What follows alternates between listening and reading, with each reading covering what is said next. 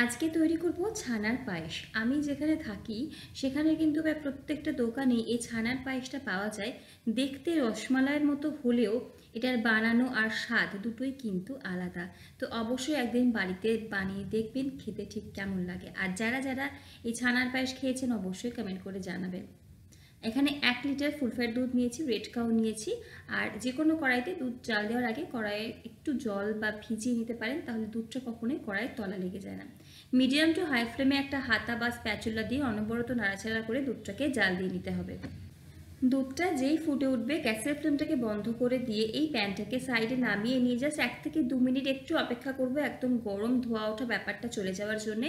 তারপর একটা পাত্রে আমি ভিনিগার 2 টেবিল চামচ আর 1/4 কাপ জল মিশিয়ে নিয়েছি, অল্প অল্প করে দিয়ে দুধটাকে কাটিয়ে নেব। ভিনিগারের বদলে চাইলে পাতিলেবুর রস ব্যবহার করতে পারেন, অথবা টক দই দিয়েও দুধ কাটাতে পারেন, অথবা যদি আগে থেকে কোনো ছানা কাটা জল থাকে সেটা দিয়েও কাটাতে পারেন। তো এখানে দেখুন যখন এরকম ছানা আর জল আলাদা হয়ে যাবে, একটা বড় পাত্রের উপর একটা ছাঁকনি, তার উপর একটা পাতলা সুতির কাপড় রেখে দিয়েছি, তার মধ্যে কেটে যাওয়া ছানাটাকে নিয়ে নেব। ছানাটা যেহেতু এখন এখানে বেশ গরম আছে, তাই ঠান্ডা জলে 2 থেকে 3 বার ধুয়ে নেব। এতে ছানাটা নরম থাকে, ঠান্ডা হয়ে যায় তাড়াতাড়ি, আর ভিনেগারের টেস্টটাও চলে যায়। প্রায় 3 থেকে 4 বার ঠান্ডা জল দিয়ে ধুয়ে নেওয়ার পরে কাপড়ের 4টে ধার এভাবেই আমরা মুড়িয়ে নিয়ে হালকা হাতে চেপে চেপে ছানা আর কাপড়ে যে এক্সট্রা জলটা থাকে সেটাকে বের করে নেব। তারপরে চাইলে এই পুঁটলিটাকে একটু বেঁধে নিয়ে কলের মুখে আটকে রেখে দিতে পারেন, যাতে যে এক্সট্রা জলটা থাকে ঝরে পড়ে যায়। আমি এভাবেই পুঁটলিটাকে এভাবে ছাঁকনির ওপরে রেখে দিচ্ছি। আর হাতে সময় কম থাকলে 15 থেকে 20 মিনিট এই ছানার যে পুঁটলিটা এর ওপরে হালকা একটা কিছু ভারী, একটা হামাল দিস্তে হোক, অথবা যদি বাটখারা থাকে বাড়িতে সেটা হোক, অথবা একটা বাটিতে জল ভরে নিয়ে চাপা দিতে পারেন, এক্সট্রা জলটা ঝরে যাবে। ছানার জলটা যখন ঝরে যাবে প্রথমে তৈরি করব একটা মালাই। তো গ্যাসের ফ্লেমে একটা কড়াই নিয়েছি, অল্প জল দিয়ে তার মধ্যে নিয়ে নেব 1 লিটার পরিমাণে দুধ। আমি এটাও রেড কাউ ব্যবহার করছি, ফুল ফ্যাট মিল্ক, চাইলে টোন্ড মিল্কেও করতে পারেন। তো দুধটাকে প্রথমে আমাদের জাল দিয়ে নিতে হবে। জাল দেওয়ার সময় গ্যাসের ফ্লেমটাকে মিডিয়াম টু হাইতেই রাখছি।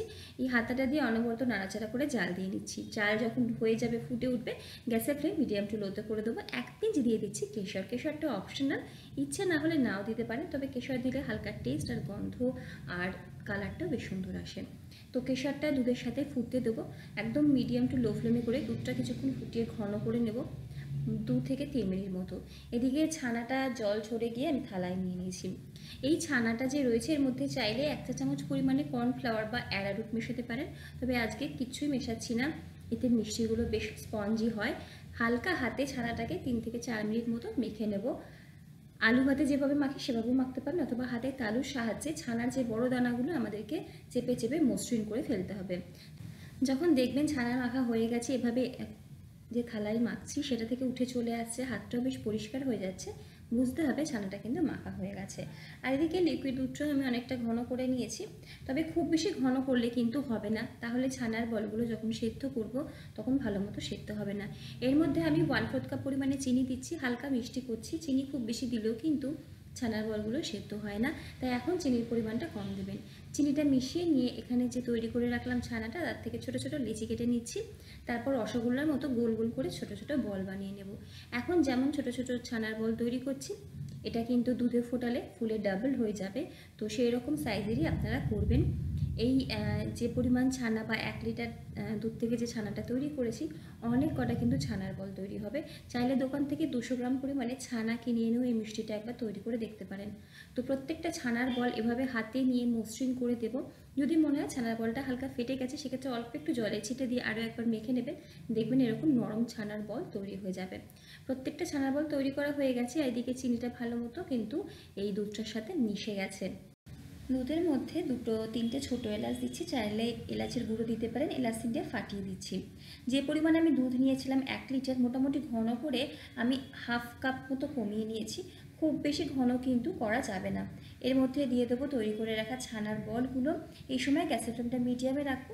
যখন ফুটতে শুরু করবে ঢাকা দিয়ে গ্যাসের ফ্লেম মিডিয়াম টু লোতে করে আমাদের ছানার বলগুলো সেদ্ধ করতে হবে। আমি 10 মিনিট রেখে দিয়েছিলাম, মাঝখানে একবার ঢাকনা খুলে একটু নাড়িয়ে ছাড়িয়ে দিয়েছিলাম। দেখুন ছানার বলগুলো ফুলে ডাবল হয়ে গেছে। তাই জন্যই বলেছিলাম যখন ছানার বলগুলো তৈরি করবেন, যে সাইজ করবেন সেটা কিন্তু ডাবল হয়ে যাবে।